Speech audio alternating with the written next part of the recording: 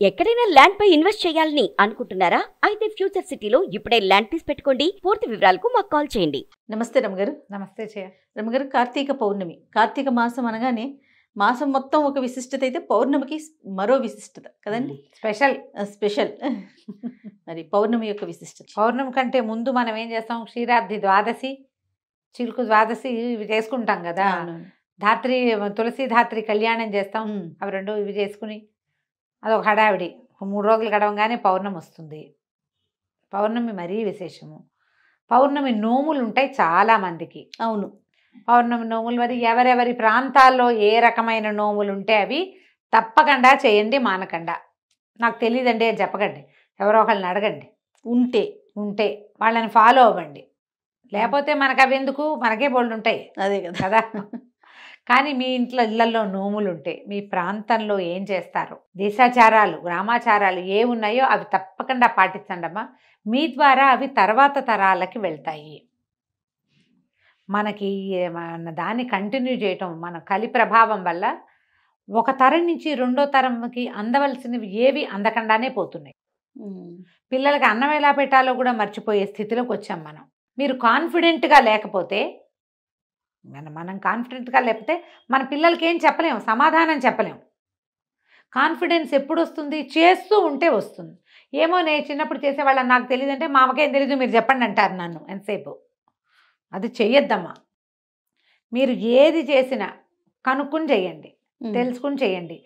ఏటా ఒకటే చేయండి. ఈ సంవత్సరం ఈ అక్కగారు చూపించిందని ఇది, ఆ సంవత్సరం వచ్చే గురువుగారు ఏదో చెప్పారని అది, ఈ సంవత్సరం అంటే అందరికీ చూపించడానికి గొప్ప కోసం ఒక డాంబికానికి పిచ్చి వేషం, అవేవో రాష్ట్రాల్లో వేసే వేషాలు ఇంట్లో వేసి చెయ్యొద్దు. అలా పిచ్చి పిచ్చివి ఫాలో కాకండి. వాళ్ళు ఒట్టి వీడియోలు మీకు సరదాగా చూపిస్తున్నారు అంతే తప్పిస్తే అట్లా అవ్వద్దు. అది తప్పు. ఇప్పుడు నేను చెప్పినా కూడా నేను మీ ప్రాంతం అని చెప్తా ప్రత్యేకంగా. నేను ఇంకొకళ్ళని ఫాలో కాను చచ్చినా. మనం కూడా మన ఇంటిది ఫాలో అయితే ముందుకెళ్తుందమ్మా. దీన్ని ఇప్పుడు మన దాన్ని ముందుకు తీసుకెళ్ళాలి. ఎవరో దాన్ని వాళ్ళు ఎక్కడి నుంచో అంటించుకున్న దాన్ని, వాళ్ళు ఎక్కడో తెలుసుకున్న దాన్ని ఒక వేషానికి చూపిస్తే వేషాలు ఫాలో అయితే ఎలాగమ్మా? నిజాలు కదా ఫాలో అవ్వాల్సింది. ఖచ్చితంగా తప్పు కదా అది. ఆ పనులు చేయకండి. గొప్ప కోసం చెయ్యొద్దు. పూజ ఎప్పుడు కూడా భక్తి తత్పరత, దాని మీద మనకి నమ్మకం ఉండాలమ్మా. ఏదైనా ఒక పని చేస్తున్నాము నమ్మకంతో చేయండి.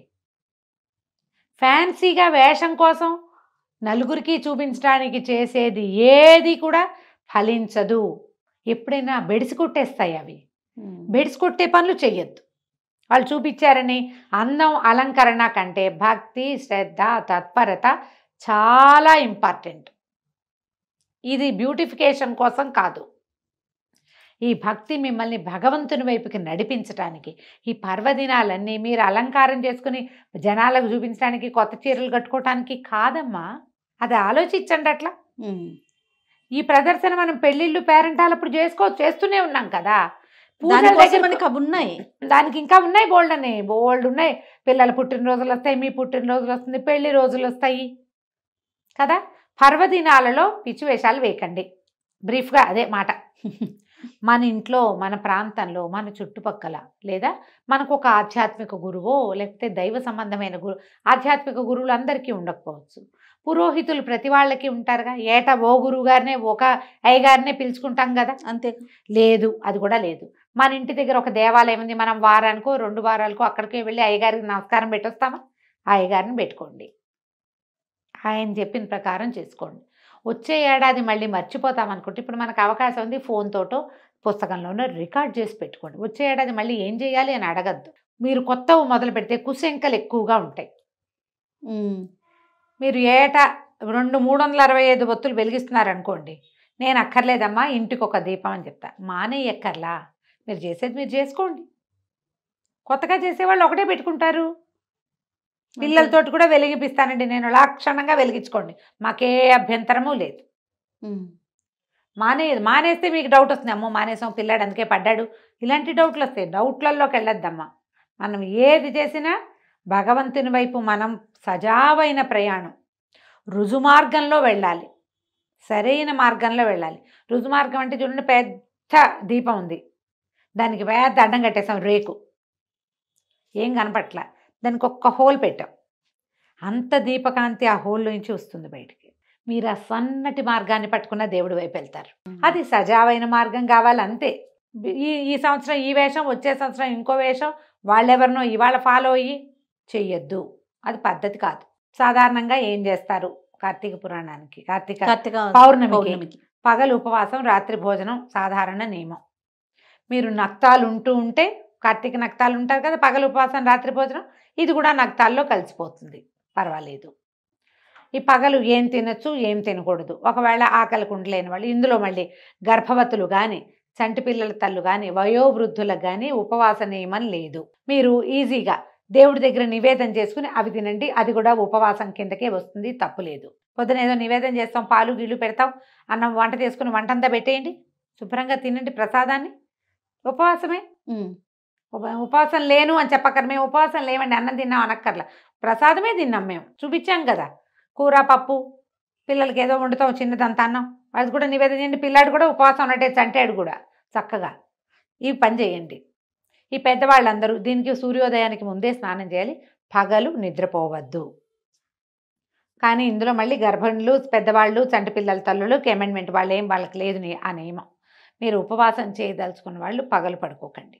పొద్దున ఎప్పుడో లేస్తాం, ఆ మాత్రం అలసట వస్తుంది లాంటివి పర్వదినాల్లో చెప్పుకోకండి. నెలంతా మీరు పగలు పడుకోకుండా ఉండలేకపోవచ్చమ్మా, దానికి నేనేం చెప్పను. కనీసం ప్రత్యేక పర్వదినాల్లో పగలు పడుకోకండి. ఆ మాత్రం నిద్ర వస్తుంది కదా, కాసేపు పడుకోండి, చేరబడండి.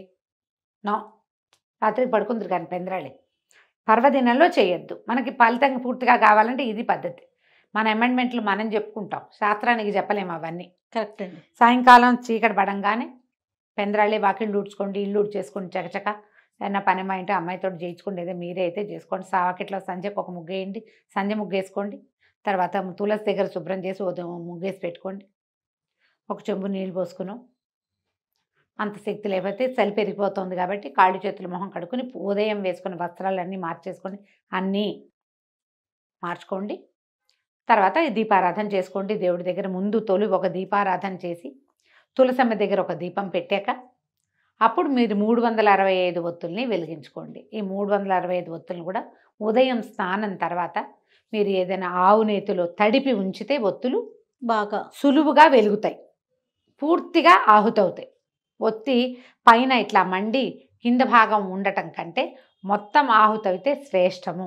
దీపారాధన మొత్తం ఆహుతైతే మంచిది.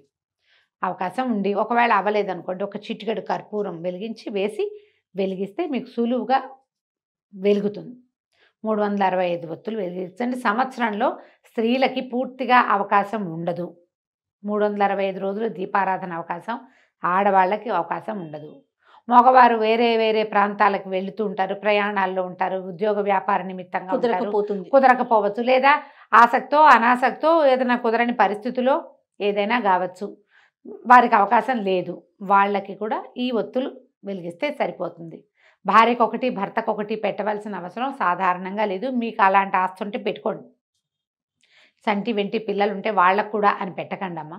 ఇంటికి ఒక దీపం చాలు. మీకు అలవాటు ఉండి మేము ఇదే చేస్తామంటే మీ ఇష్టం, మిమ్మల్ని వద్దని చెప్పట్లేదు. కొత్తగా చేసేవాళ్ళైతే అవి పెట్టుకోకండి. ఒక ఇంటికి ఒక దీపారాధన సరిపోతుంది. ఈ 365 ఒత్తులు వెలిగించండి. ఏమైనా పళ్ళు పాలు నివేదన చేయండి. వంట చేసేసుకోగలిగి ఉండి రెండో వాళ్ళు సహాయం చేస్తే ఏదైనా అన్న నివేదన కూడా చేయండి. నేనైతే సాయంకాలం 4 గంటలకల్లా వంట మొదలు పెట్టేసి 6:30కి వంట ముగించేసుకుంటాను జయ. వంట ముగించుకుని దీపం పెట్టుకుంటా ఒకేసారి. అప్పుడు నాకు నివేదనకి అవకాశం ఉంటుంది. అన్నం నివేదించి భోజనం చేయాలని భావిస్తాను. ఆ మటుకు అదే మీకు అవకాశం ఉంటే అలా చేయండి, లేదా పళ్ళు పాలు నివేదన చేయండి, వంట చేసుకోండి. ఇదే చేయాలన్న నియమం లేదమ్మా. మీ అవకాశాన్ని బట్టి చక్కగా చేసుకోవచ్చు. మగవాళ్ళు ఉండి వాళ్ళు కూడా దీపం వెలిగించడానికి ఉత్సుకత చూపిస్తే మహాద్భుతమైన సంగతి, వాళ్ళతోటి వెలిగింపించండి. ఆ ఒత్తులు మీరు వెలిగించకపోయినా తప్పులేదు, వాళ్ళు వెలిగిస్తే మీరంతా ఏర్పాటు చేసి పెట్టారు కదా, సరిపోతుంది. ఏర్పాటు మీరు చేసి దీపం వాళ్ళు వెలిగించడం మహత్తరంగా ఉంటుంది. చాలామంది అడుగుతారు, మగవాళ్ళే దీపం పెట్టాలా, మగవాళ్ళే పూజ చేయాలా, ఆడవాళ్ళు చేయకూడదా, ఆడవాళ్ళు మగవాళ్ళు చేస్తేనే ఫలితం లభిస్తుంది కదా. మన అవకాశం అమ్మా. ఈ కాలం ఏం కాలం. నేను ఈజీ మెథడ్ ఎప్పుడు చెప్పే ఈజీ మెథడే చెప్తా. దీపారాధన సిద్ధం చేసి పెట్టండి. ఆ మగ ఆయన వెళ్లే ముందు స్నానం చేసిన తర్వాత ఒట్టిగా దీపం అంటించు, నేను వెలిగించి నేను రెడీ చేసి పెట్టానని వెలిగింపించండి. మీకు వాళ్ళు చేస్తేనే బాగుంటుందన్న నమ్మకం ఉంటే చెయ్యనివ్వటమే చాలా పెద్ద విశేషం అనుకుంటా జయ నేనైతే. కొంతమంది చేయనివ్వరు కూడా, ఆ దీపాలు కూడా పెట్టనివ్వరు. అవన్నీ ఎందుకంటారు? అది కాకుండా నేనేదో చేయనిస్తున్నాడు కదా, ఒక ఏర్పాటు చేయండి దీపం, దాంట్లో వెలిగించడానికి చక్కగా దీపం పెట్టేస్తే వెలిగిస్తారు. ఈ 365 ఒత్తులు కూడా ఒకవేళ వాళ్ళు వచ్చి ఒప్పుకుంటే వెలిగించు, నువ్వు కూడా మంచిది పెద్దవాళ్ళు చెప్తున్నారంటే మంచిదే, వాళ్ళు కూడా వెలిగిస్తే వెలిగించుకోండి. ఇంట్లో ఉన్న పిల్లలకి అందరికీ ఆ వెలుగుతున్న జ్యోతికి నమస్కారం చేయించండి, దండం పెట్టుకోండి. తులసి చెట్టు దగ్గర అక్కడ వెలిగిస్తే తులసికి వేడి సెగ, పెద్ద మంట వస్తుంది, జ్వాల, అంత జ్వాల వచ్చేటప్పుడు తులసి అది పాడవుతుందమ్మా, కొంచెం శ్రద్ధ వహించండి. కొంతమంది వాకిట్లో ఉన్న పెరట్లో తులసి ఉంటే చక్కగా తులసి దగ్గరే పెట్టుకునే వాళ్ళు కూడా ఉంటారు. కొంచెం అసంట దూరంగా పెట్టి వెలిగించండి. ఒక ముగ్గేసి చక్కగా ముగ్గులో ఒక పళ్ళెం పెట్టి దాంట్లో ఒక దీపారాధన కుందో లేదా మన మట్టి ప్రమిదలు ఉంటే మూకుడు ఉంటుంది దాంట్లో పెట్టో చక్కగా వెలిగించండి. ఇలాంటి జ్యోతిలో భగవద్ దర్శనం చేయటం తెలుసుకోండి. దీనికి ఎన్ని పువ్వులు పెట్టావు, నువ్వు బంతి పూలు పెట్టావా, చామంతి పూలు ఏమీ లేదమ్మా, శ్రద్ధ ఆస్థ ఆ రెండూ కావాలి. వాటితోటి చక్కగా కార్తీక పౌర్ణమి వ్రతాన్ని పూర్తి చేసుకోండి. ఒకవేళ పౌర్ణమి నోములు ఉంటే నోములు చేసుకోండి. కుదిరితే పగటి వేళలోనే దేవాలయ దర్శనం చేయడానికి అవకాశం ఉంటే తీసుకోండి. ఇంత పెద్ద పని ఉంది కాబట్టి ఈ రోజున కాకపోతే మరుసటి రోజు చేసినా పర్వాలేదు. ఇవన్నీ పెట్టి అక్కడ కూడా పరిగెత్తి హైరాన్ పడకండమ్మా. ఏ ఒకటి చేసినా కూడా మంచిదే, ఏం చేసినా శ్రద్ధ భక్తితోటి చేసుకోండి. ప్రమాదాలకి పాలు కాకుండా చూసుకోండి. దీపారాధన వెలిగించినప్పుడు కాస్త పిల్లల దగ్గరకు వచ్చిన మీవే ఏదైనా సిల్క్ చీరలు అవి అయితే ఇబ్బంది పడతారు, కాస్త జాగ్రత్తగా వెలిగించడం. తర్వాత ఇవి కార్తీక పౌర్ణమి నాడు 4 టపాసులు కాల్చడం, పిల్లలతో టపాసులు కాల్పించండి, బాగుంటుంది. చక్కగా జరుపుకోండి. హైరాణ పడద్దు, ఎక్కువ ఏదో చేసేయాలని అనుకోవద్దు. ఏం చేసినా భక్తి శ్రద్ధలతో చేద్దామన్న ఆలోచన మాత్రం పెట్టుకుంటే చాలు. రైట్. నమస్తే. నమస్తే జయ.